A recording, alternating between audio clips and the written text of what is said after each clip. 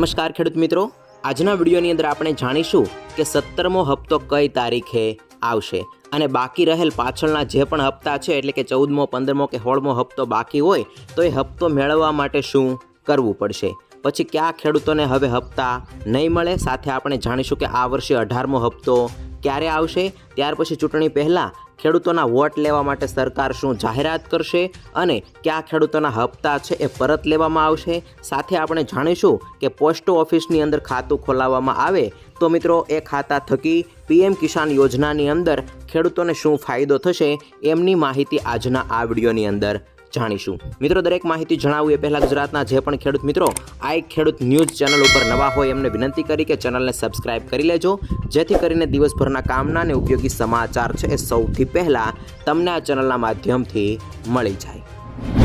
સૌથી પહેલાં 28 ફેબ્રુઆરી 2024ના રોજ મોદી સરકાર દ્વારા ખેડૂતોના ખાતામાં પીએમ કિસાન યોજનાનો 2000 રૂપિયાનો 16મો હપ્તો છે એ ટ્રાન્સફર કરવામાં આવ્યો હતો। આપ સૌ જાણો છો કે 4 મહિનાના ગાળાની અંદર હપ્તો છે એ ટ્રાન્સફર કરવામાં આવે છે, એટલે કે હવે આવનાર 17મો હપ્તો છે એ જૂન અથવા તો જુલાઈ મહિનાની અંદર ટ્રાન્સફર કરવામાં આવશે। જો કે 17મો હપ્તો કઈ તારીખે ટ્રાન્સફર કરવામાં આવશે એ બાબત હજી સત્તાવાર જાહેરાત કરવામાં નથી આવી, પરંતુ ચૂંટણી પૂરી થશે ત્યાર પછી તાત્કાલિક ધોરણે 17મો હપ્તો છે એ ખેડૂતોના ખાતાની અંદર ટ્રાન્સફર કરવામાં આવશે। એ પછી આગળ જોઈએ તો ગુજરાતની અંદર ઘણા ખેડૂતોને કેવાયસી ન હોવાને કારણે છેલ્લા હપ્તા મળ્યા નથી, સાથે મિત્રો બેંક ખાતાની સાથે આધાર કાર્ડ લિંક ન હોવાથી પણ હપ્તા નથી મળ્યા અને જમીનનો રેકોર્ડ છે એ પણ યોજના સાથે લિંક ન હોવાને કારણે હપ્તા છે એ મળ્યા નથી। અને એ સિવાય જે ખેડૂત મિત્રો ટેક્સ ભરે છે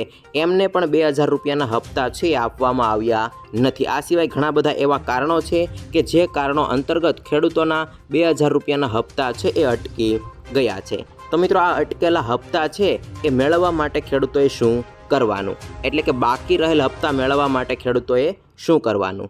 જો તમને છેલ્લા હપ્તા નથી મળ્યા તો તમારા બેંક ખાતાની અંદર પ્રોબ્લેમ હશે। આવી કન્ડિશનની અંદર તમારે નવું ખાતું છે એ ખોલાવવાનું રહેશે અને નવું ખાતું છે એ તમારે પોસ્ટ ઓફિસની અંદર ખોલાવવાનું રહેશે અને એ ખાતાને તમારે પીએમ કિસાન યોજના સાથે જોઈન્ટ કરાવવાનું રહેશે। જેવું તમે પીએમ કિસાન યોજના સાથે એ ખાતું જોઈન્ટ કરાવશો ત્યાર પછી દરેક હપ્તા છે એ તમારા ખાતાની અંદર ટ્રાન્સફર કરી દેવામાં આવશે। મિત્રો, તમને જેટલા પણ હપ્તા મળવા પાત્ર હશે, એટલે કે 3 હપ્તા બાકી હોય, 5 હપ્તા બાકી હોય, 8 બાકી હોય કે 16 હપ્તા બાકી હોય તો એ દરેક હપ્તાના પૈસા છે એ એક સાથે તમારા બેંક ખાતાની અંદર ટ્રાન્સફર કરી દેવામાં આવશે। મિત્રો, અહીંયા ખાસ માહિતી તમારે ધ્યાનમાં એ રાખવાની છે કે પોસ્ટ ઓફિસની અંદર તમારે ખાતું છે એ ખોલાવવાનું રહેશે। આપને જણાવી દઈએ કે પોસ્ટ ઓફિસની અંદર ખાતું ખોલાવવાની સાથે જ પીએમ કિસાન યોજનાની ઓફિશિયલી વેબસાઇટ છે એ વેબસાઇટ ખાતાને ડિડક્ટ કરી દેશે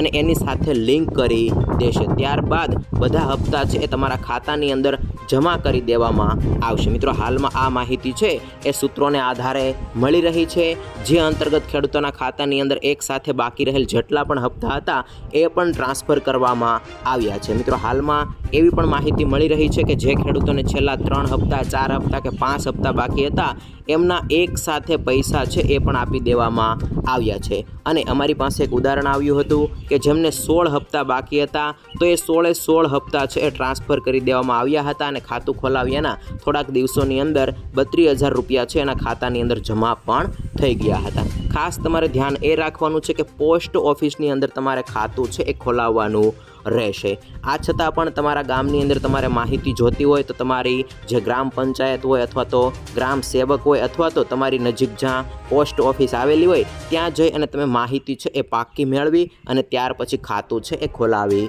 શકશો। તો મિત્રો, પીએમ કિસાન યોજના હેઠળ તમને હપ્તા નથી મળ્યા તો સૌથી પહેલાં કેવાયસી કરાવી લેજો અને કેવાયસી કરાવ્યા પછી પણ તમારા બેંકની અંદર પ્રોબ્લેમ હોય તો તમે પોસ્ટ ઓફિસની અંદર ખાતું છે એ ખોલાવી લેજો, જેથી કરીને જેટલા પણ હપ્તાઓ બાકી હોય એ હપ્તાઓ તમને મળી જાય જો તમે પીએમ કિસાન યોજનાના યોગ્ય ઉમેદવાર હશો તો।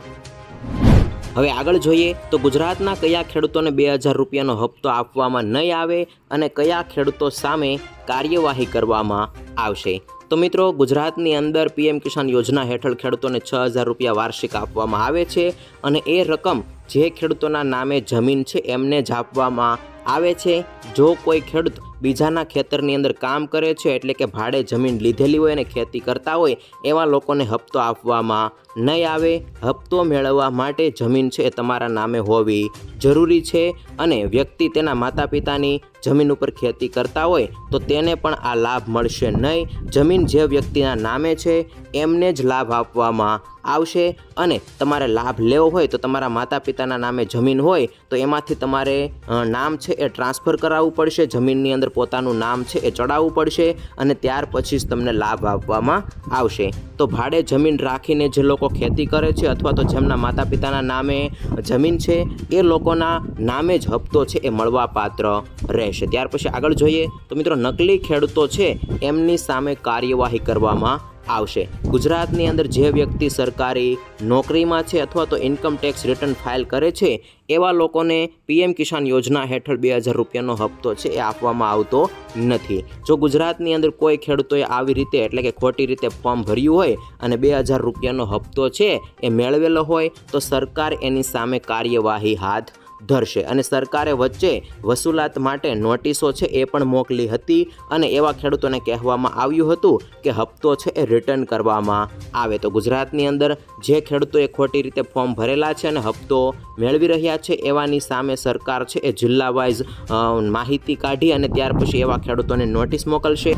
હવે આગળ જોઈએ તો પીએમ કિસાન યોજનાનો આ વર્ષે 18મો હપ્તો છે એ ક્યારે આપવામાં આવશે। તો પીએમ કિસાન યોજના હેઠળ નાના અને સીમાંત ખેડૂતો છે એમને વર્ષમાં 2,000 રૂપિયાના 3 હપ્તા છે આપવામાં આવે છે। જે હેઠળ પહેલો હપ્તો છે એ એપ્રિલથી લઈ અને જુલાઈ વચ્ચે આપવામાં આવે છે, જ્યારે બીજો હપ્તો છે એ ઓગસ્ટથી લઈ અને નવેમ્બર મહિનાની વચ્ચે આપવામાં આવે છે, જ્યારે ત્રીજો હપ્તો છે એ ડિસેમ્બરથી લઈ અને માર્ચ મહિનાની વચ્ચે આપવામાં આવે છે। તો મિત્રો એવી રીતે બીજો હપ્તો છે એ આ વર્ષનો એટલે કે 18મો હપ્તો છે એ ઓગસ્ટથી લઈ અને નવેમ્બર મહિનાની વચ્ચે મોકલવામાં આવશે અને સામાન્ય રીતે મિત્રો છેલ્લો મહિનો હોય એટલે કે જ્યાં સરકાર દ્વારા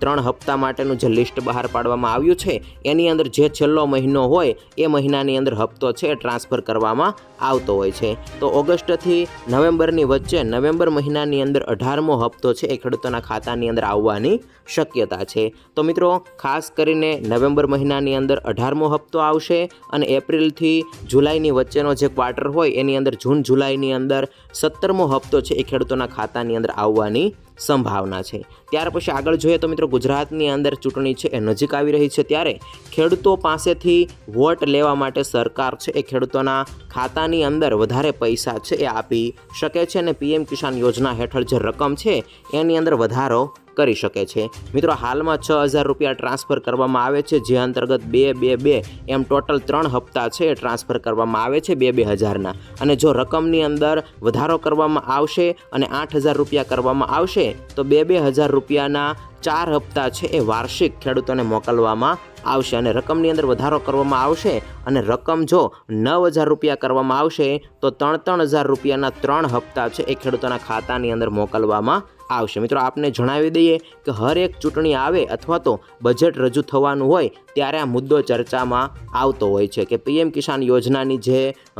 રકમ છે એની અંદર વધારો કરવામાં આવશે અને સરકાર છે એ મોટો નિર્ણય લેશે, પરંતુ આ વખતે ખેડૂતોની માંગ છે એ વધારે છે અને મોંઘવારી પણ વધી છે, એટલા માટે સરકાર છે આ નિર્ણય લઈ શકે છે અને ખેડૂતોને ચૂંટણી ટાણે એટલે કે ચૂંટણી પહેલાં મોટી ભેટ આપી શકે છે અને પીએમ કિસાન યોજનાની જે રકમ છે એની અંદર પણ વધારો કરી શકે છે। તો મિત્રો આ હતા પીએમ કિસાન યોજનાને લઈને ખૂબ જ ઉપયોગી સમાચાર। આ સમાચાર ગુજરાતના દરેક ખેડૂત ભાઈઓ જાણી શકે એટલા માટે આ વિડીયોને બને એટલો તમારા વોટ્સઅપ ગ્રુપની અંદર, ફેસબુક ગ્રુપની અંદર શેર કરજો અને આવી વધારે માહિતી માટે આઈ ખેડૂત ન્યૂઝ જે ઓફિશિયલી યુટ્યુબ ચેનલ છે એને સબસ્ક્રાઈબ કરી લેજો।